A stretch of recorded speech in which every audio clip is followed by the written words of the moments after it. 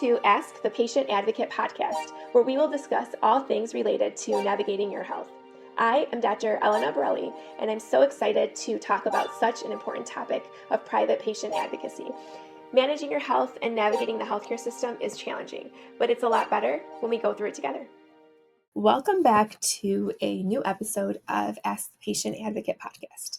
Today's episode is one I know many of our listeners truly need. If you're living with chronic illness or supporting someone who is, you know that the journey can be physically exhausting, emotionally overwhelming, and often invalidating. And that's exactly why we're so grateful to welcome today's guest. We're speaking with Destiny Davis today, who's a licensed professional counselor, clinical rehabilitation counselor, and host of the Chronic Illness Therapy podcast. Destiny specializes in working with people who live with chronic illness, chronic pain, medical trauma, and conditions that are often dismissed or misunderstood. And I think this is great because this is also many of the clients that we work with on a daily basis. And so, Destiny, welcome to the show. We're so honored to have you with us today. Thank you so much for having me.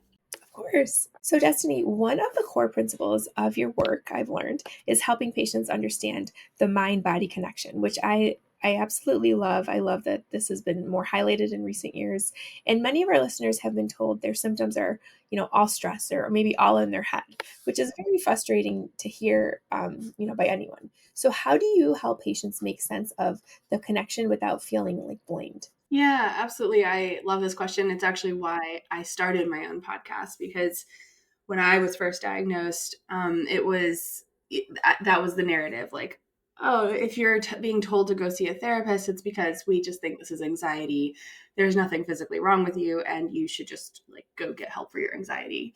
And that's not the case at all. And I knew from the very start of my career that was the impact that I wanted to make in this field. That I wanted to make therapy a place that people felt like was going to support them in their journey of getting a diagnosis or learning how to accommodate their diagnosis and themselves within that condition. And all of that is hard. There's grief that comes along with it. There's anxiety about the condition and anxiety about how society responds to you when you have a condition and you can't show up like everybody else. Things like that. So I really wanted to make sure that my podcast and everything that I did, publicly, virtually, online, as well as in my therapy room, was to make sure that people knew that when you come to therapy for your chronic illness, it's not about trying to cure your anxiety so that you can then cure your condition. It's about learning how to manage the anxiety that is very understandable given what we're going through. I love that. And I can already tell we are very like-minded. So that's amazing. Many of patients come to us at Pathway Patient Advocates after experiencing medical gaslighting or dismissal. And you work with these patients every day as well, it sounds like. Yeah. What are some signs someone may be carrying medical trauma? Yeah. And maybe we can define medical trauma too.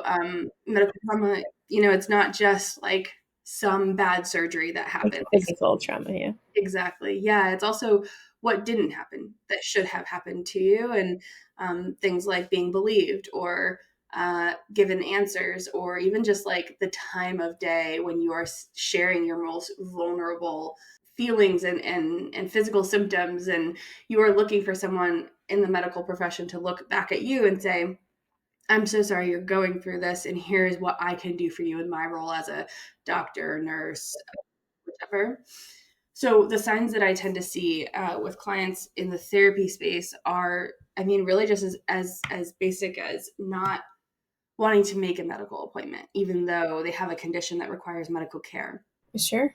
It also can just look like a lot of defensiveness or a lot of anger or a lot of just shutting down in the conversation. Like as soon as we start to talk about past medical experiences, or about, maybe we're not even talking about past experiences, but we're talking about the future experiences that they need to have, like, again, the surgery or a new appointment or a new medication or something like that. No, I agree. I think that is often, overlooked and not considered. And that is so impactful on how someone's medical journey is going to be carried out. Many listeners have conditions like endometriosis, chronic pelvic pain, GI disorders, chronic viral syndromes, conditions that can take years to diagnose, and also too many that are like undiagnosed, where they have these symptoms and people are like, oh, it must just all be in your head because we don't know what it is. So, how do you support patients living in that uncertainty? Yeah, exactly. These are all of the conditions that I work with. And I think it was the uncertainty of these conditions that was what prompted me to start to specialize in this area. My own original diagnosis was chronic Lyme disease. And even to this day, like I still don't quite know what that means or how all of the other conditions that I might be dealing with play a part in my symptoms. And I think that's a really common experience for most of my clients as well.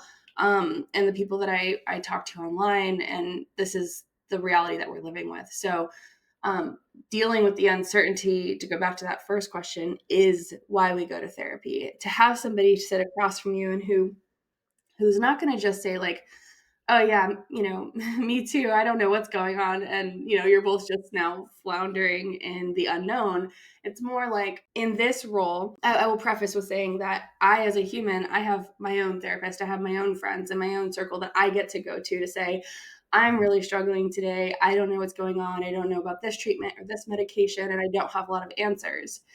And when a client comes to me in my therapy room, I get to be that person for them that kind of holds space and a groundedness for, yes, you don't have answers, and that is scary. And can you tell me more about that fear, about any of the hopes that you have? And when they're talking about the fear or some of the negative experiences that they're having, they're not going to be met with, well, have you thought about it this way? Or have you tried this? Or have you tried that? They're going to be met with, that is scary. You are absolutely right. Now that we know that that fear it's alive and it's valid, now how do we search out the right help and support for you? Admittedly, I live in a city, and it's a little bit easier to do that. I think in a big city, there's a lot more medical options in the city than in rural areas. But even still, I do work with people in rural areas as well, and they travel and get the care that they need. We find ways to help them find better care. And sometimes that journey alone is several months to years of trying to get to the right doctor. So they need somebody who can help them stay grounded while they're going through something really hard. I love that. I really do. And I also learned that you use acceptance and commitment therapy in your Mhm. work. Some people hear the word acceptance and think it means like giving up. Yeah. So, can you clarify that and explain what ACT, acceptance and commitment therapy, means, and especially like for chronic illness patients? Yeah, absolutely. People do hear the word acceptance and think that it means that they like should just basically accept that this is how life is and will always be. But the definition of acceptance within the realm of like mindfulness and the ACT world is paying attention to what is right now in the present moment without judgment.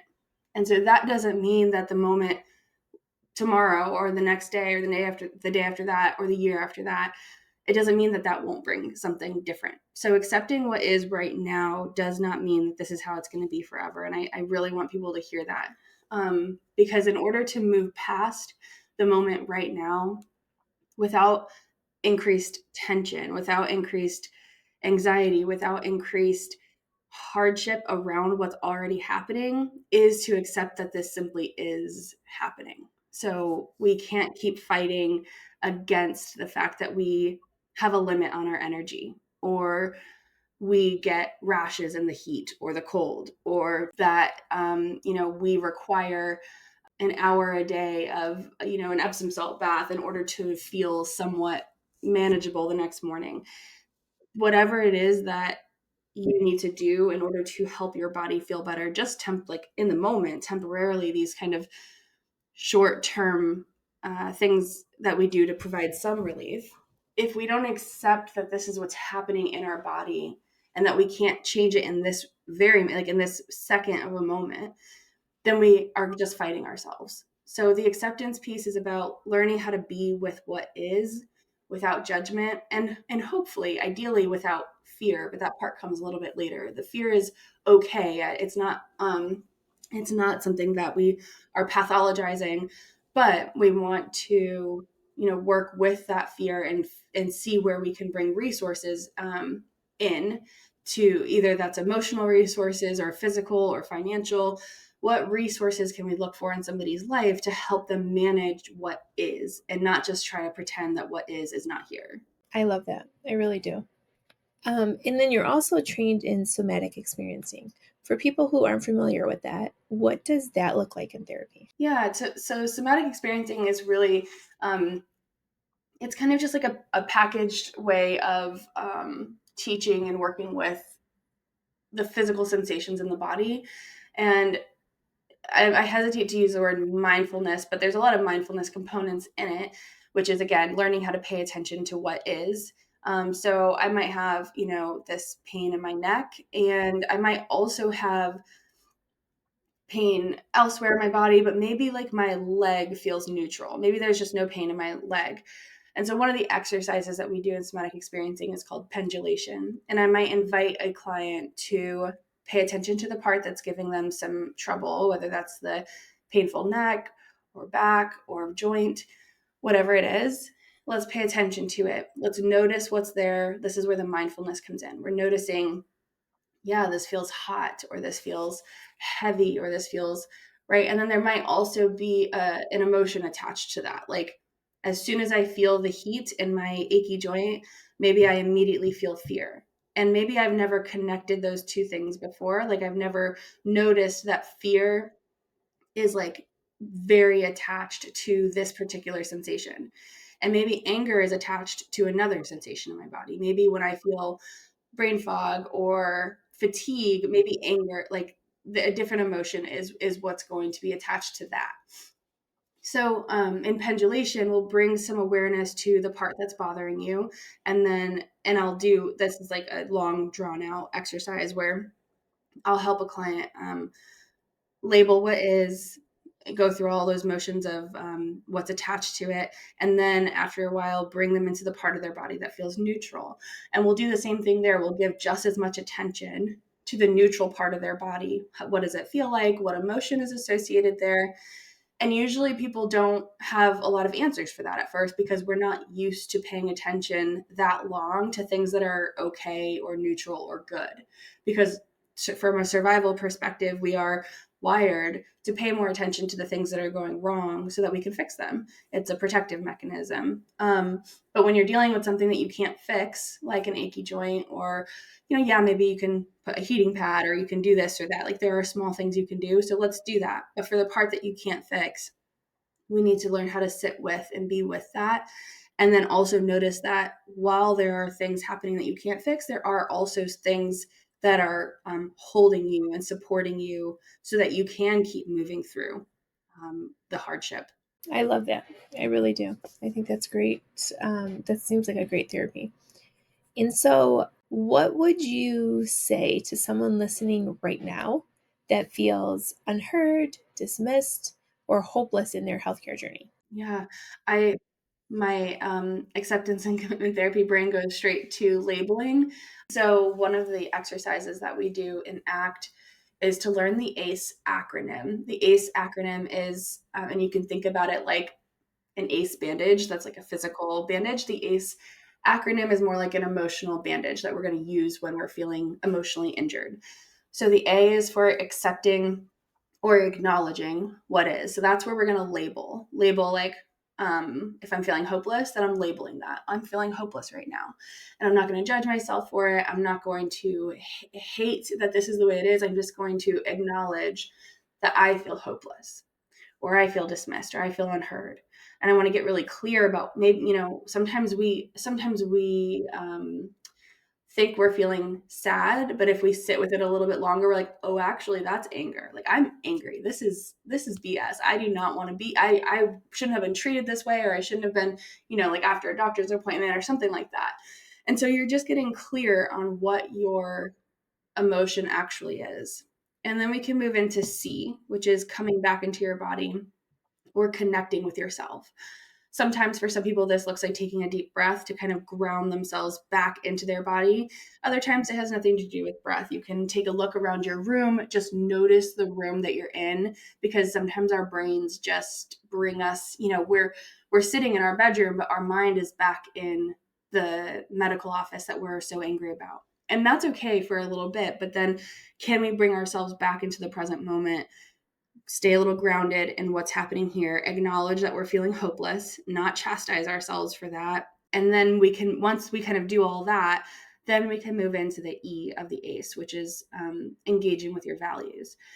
And engaging with your values just means like, what is most important to me and how do I want to show up in this world? So if kindness is a value of mine, then I'm going to act in a kind way. And there's a million different ways you can do that. Kind doesn't always mean polite. Sometimes kind is being clear and being assertive and being, whatever it may be.